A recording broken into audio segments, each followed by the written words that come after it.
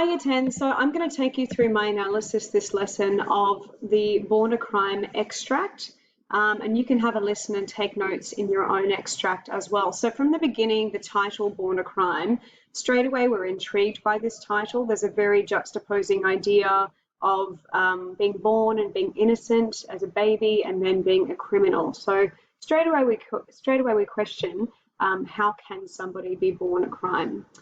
In this first paragraph, there's the repetition of the same maroon blazers, the same grey slacks and skirts. And so that just sets quite a monotonous tone to the whole paragraph, in that it's a routine. But it also contrasts between the fact that everyone wore the same thing, and even though they were of different races, people appeared to be the same on the outside because they were dressed the same. The irony there being that everyone was actually racially mixed, even though they were dressed in the same uniform.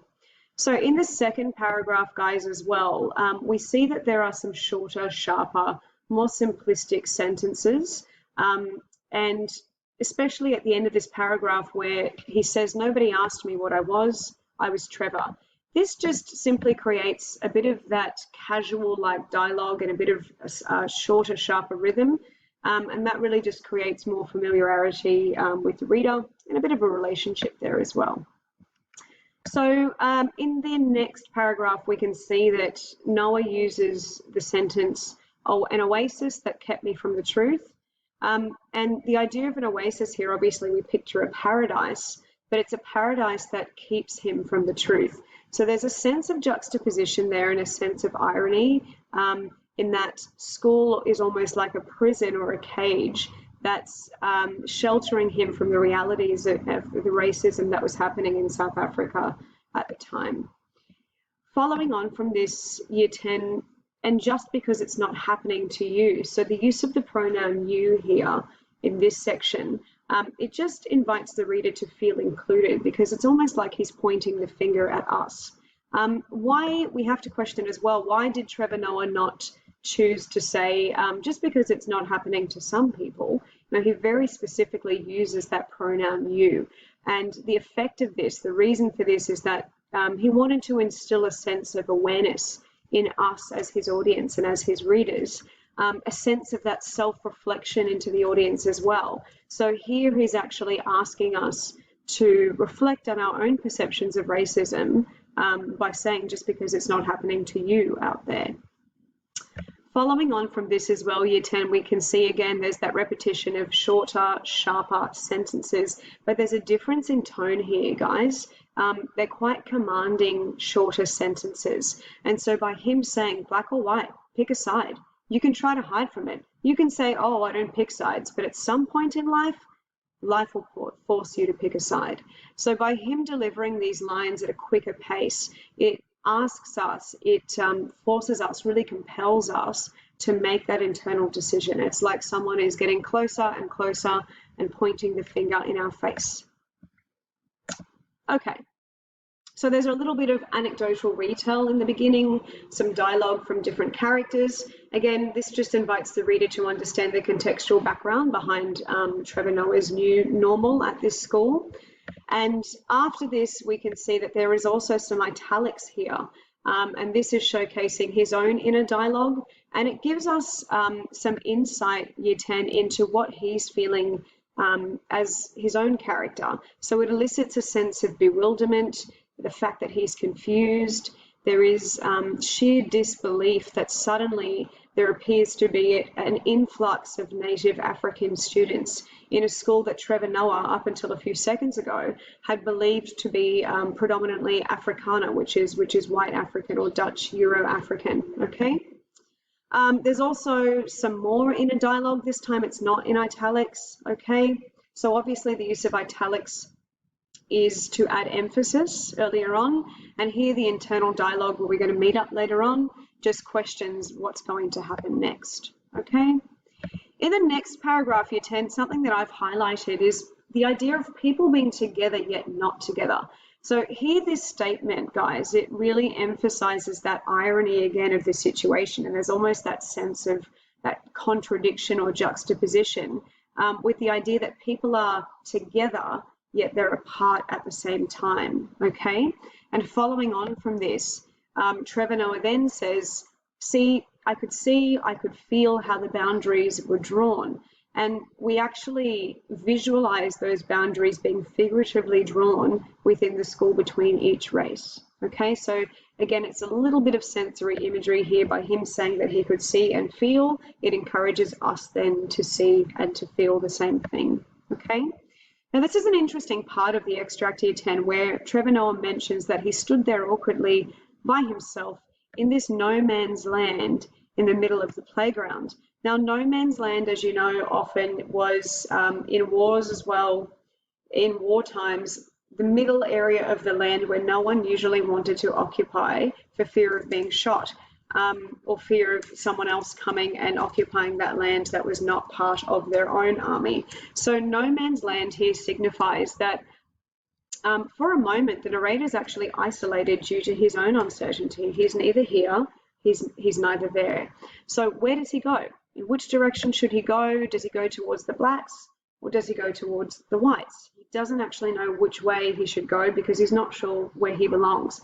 So that begs the question then from him, where do I belong? And in that tiny moment, he actually starts to question his own identity and where he belongs socially. He then says that he's rescued by an Indian kid, and once the Indian kid learned that he spoke several languages, he brought Trevor Noah over to a group of black kids. So again, that notion of identity, guys, is prevalent here again. And here, language is a key warrant, and it's the terms in which the narrator was allowed to associate himself with the native Africans.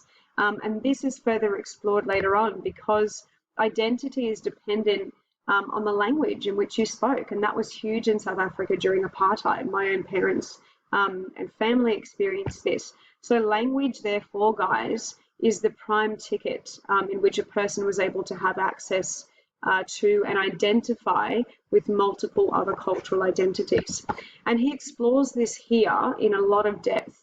So identity, we can see it here again. Language is the key to unlocking a new way to identify with others and to prove your identity to others. So the black kids say something. Someone says, say something, and he'll show you he understands what you're saying. So one kid said something in Zulu, and then Trevor Noah replies to him in Zulu, which is a native African language. Everyone cheered. Another kid said, say something in Xhosa, and I replied to him in Xhosa. Everyone cheered again. So that repetition of everyone cheered is repeated. And, you know, the simplicity of this repetition, you might be sitting there saying, yeah, Miss, it's just a repetition of the same words. It's nothing huge. Nevertheless, it is still repetition, guys. And what it does is it just helps us to visualize that familiar, commonplace image that we've all had before of, you know, kids grouped together in a playground cheering for someone who's popular or who's doing something funny or something cool or a different trick, okay? So here, suddenly, because he can speak that language, there's a sense of, oh, cool, look what this guy can do. He can speak Zulu and Xhosa. And so there's that sense of lightheartedness in the writer's tone here, okay? Further on in this last part of the extract, guys, Trevor Noah mentions that during this time in apartheid, and apartheid means apartness in Afrikaans, which is the Dutch African language. During apartheid, white people always thought that those languages, the African native languages, were beneath them, okay? So again, the writer provides some context as to the hierarchy of languages that existed in South Africa during apartheid. And this explains why in the beginning he was a little bit hesitant to pick a side and he chose to stand in that no man's land. And guys, the reason for this is that in apartheid and during South Africa in these times, to reveal the language that you spoke was also to reveal your identity and who you identified yourself with. So at the time, if you chose to speak a native African language like Zulu, like Tsonga, or like Xhosa, those languages were seen as lower than the Dutch African language and also lower than English. So to choose to speak the native African languages was seen as a decision that would make you inferior because people believed that those languages were for people who weren't educated or who were of the lower class. Obviously, in apartheid, if you were white, you were at the top of the social hierarchy. If you were coloured, you were kind of in the middle, which is where Trevor Noah sits, where someone like me sits, for example. And then if you were black or Native African, and a few other different cultures, which I'll explain to you another time, you were at the lower end of the hierarchy, the bottom of the social food chain. So people didn't choose to speak those languages, and it gives us that context here again. Now, interestingly enough, a Zulu or Xhosa obviously says back to him, how come you speak our languages? And there's a really interesting use of the word our here. That use of our languages highlights that he's actually not one of them, or they don't see him as one of them. So despite the fact that he can speak the language, the same language as the Zulus and Xhosas, that our is very possessive and it's very exclusive rather than including him. They're not suddenly going like, oh, cool, you're one of us. They're more questioning, how come you can speak my language? Like, what's up with you? That's not normal.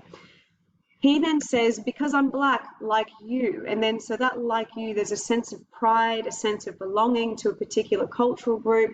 The Zulus, the Xhosas, he wants to be part of it. And there's a sense of him labeling his own identity and labeling his own similarities with the others as well. Again, they say that you're not black, so there's more judgment there. And he, again, is adamant and says, no, yes, I am. So there's a bit of pride and an adamant tone here from Trevor Noah. There's more persistence again from the Native Africans when they say, no, you're not. Have you seen yourself? You're coloured, dude. So the persistence is there in refusing to accept his answer.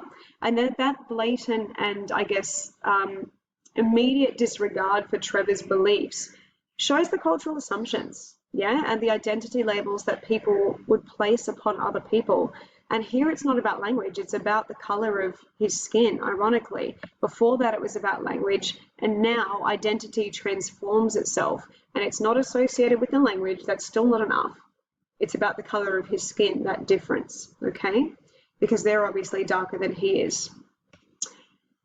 Now, Trevor Noah ends this extract with, because of my color, they thought I was a colored person. And what's ironic here is that, well, he is a colored person. His mother is Xhosa, which is Native African. His father is white and his father is Swiss. So technically he is a colored person, but because his mother was Xhosa, she obviously taught him that Native African language. What he then ends with is, as soon as I realized I was speaking that same language, it meant that I could be part of a tribe. So that sense of belonging here, year 10, appears again at the end of this extract.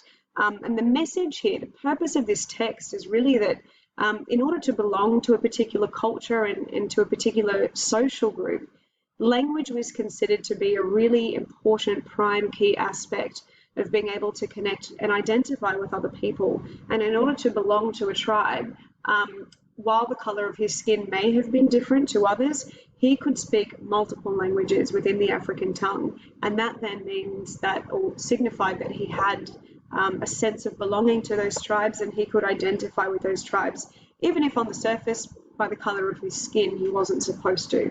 So I hope that gives you a little bit of insight into how you can analyze this extract.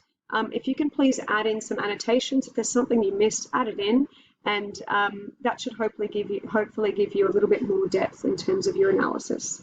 I hope that helps, guys.